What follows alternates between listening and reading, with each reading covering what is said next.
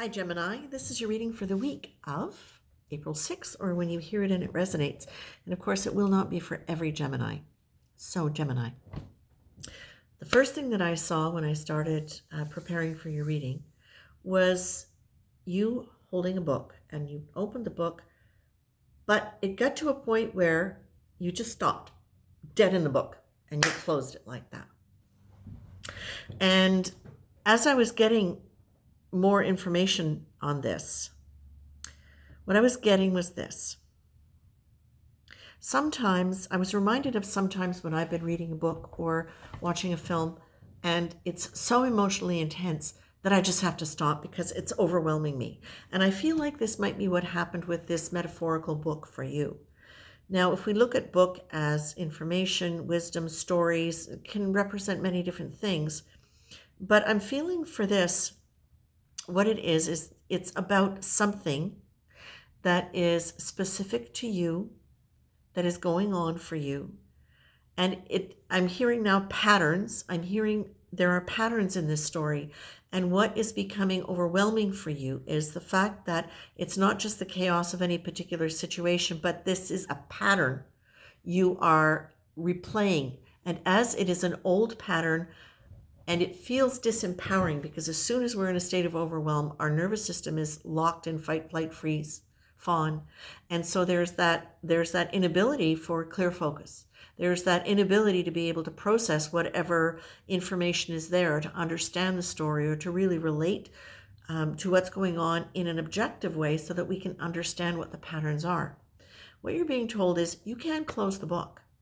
If it's overwhelming, you can close the book. But notice that if you're closing the book, you haven't ended the story. There is a form of resistance there. So if you are going to close the book, realize a couple of things. Is that when you're in resistance to somebody, you're spending a lot of energy that is about not wanting things to be the way they are. And that can cause a close down. That can cause a shutdown where you don't get to understand what the importance of the dynamic was, of the situation or the pattern, okay? Because it's about pattern. What you're being told is, if you can keep a calm focus and allow yourself to bring all of the energy that's scattered out there in thought, in replay, in fear of future, in however this overwhelm is coming up for you. If you can bring that energy in and just to that calm center, to that center of you, who you are beyond this situation, these emotions, beyond the patterns. And if you can take an attitude, a prayerful attitude. Now, again, when I speak prayer, I mean the concept of a divine presence, the understanding of unified field, unity of consciousness, the idea of those higher values that we associate with higher consciousness, high heart and brain coherence, which is what you lose when you're in overwhelm. You lose heart and brain coherence. So it's very difficult to make choices and decisions that are aligned with that higher energy that will move you forward in your best interest. Now, the thing about this situation is the last chapter of the book, I asked specifically, it's about loss and liberation. And loss and liberation it's very interesting because loss can be loss of a belief system. Loss can be loss of a relationship, for sure. It can be loss of your self-esteem. It can be loss of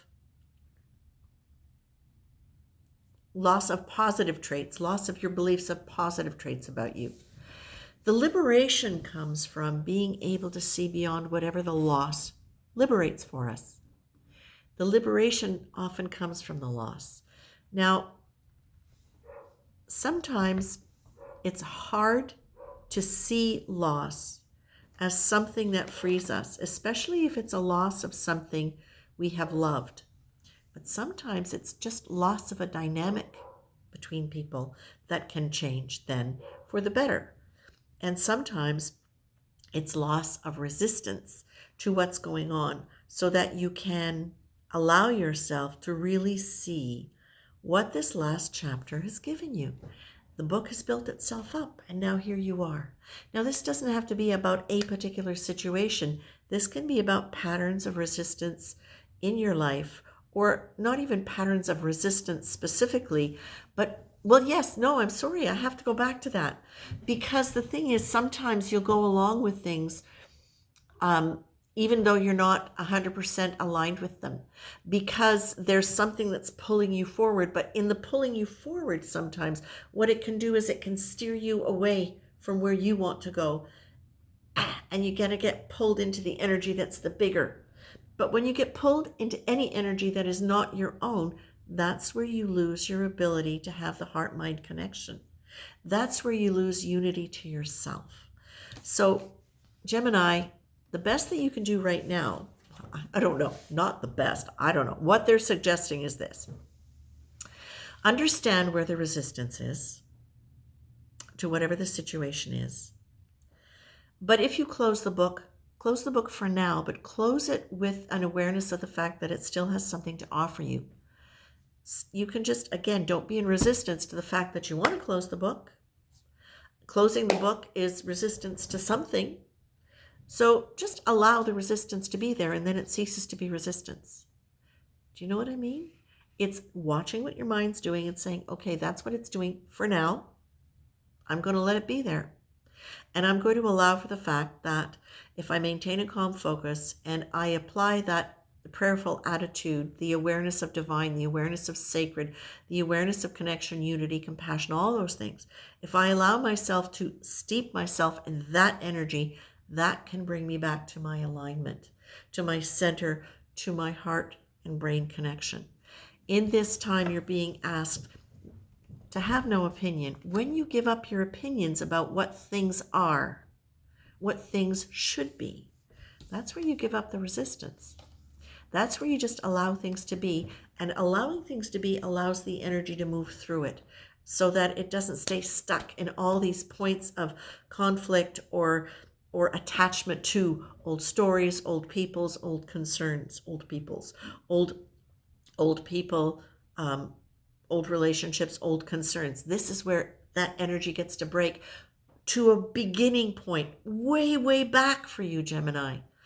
You, Gemini, because you're an air sign, obviously, your mind can be very, very busy and it can go in many directions. And so it can be very easy. And also because you're interested, you like people, you want to know, it can be easy for you to get pulled into a different direction, especially if you don't have a really strong grounding in yourself. And this is why I think the calm focus and the prayerfully is really relevant for you, because that is something, because that unites you with love. And love is the unifying force. Love's the unifying force. And this is where you get to start, the loss or liberation. I feel like now what I'm saying is this is part of where you really get to understand. You get to liberate yourself from any false premises about what love means in terms of what love means. That beyond personality, there are elements of love, frequency of love that is beyond, and that we actually have that within us. This is allowing you to move beyond by understanding. This is what I'm getting, is by understanding the misconceptions around love and the conflicts that can come around misconceptions around love.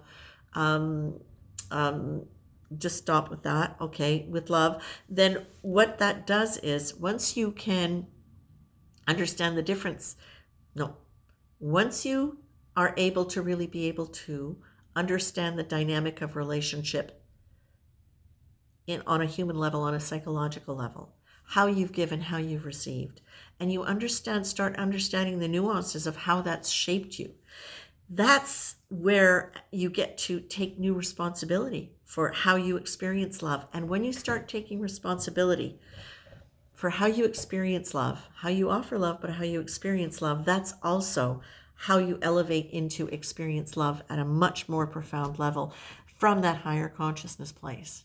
So this is saying if something's going on like this might be your reading, And I hope this is helpful to you. Take care, Gemini.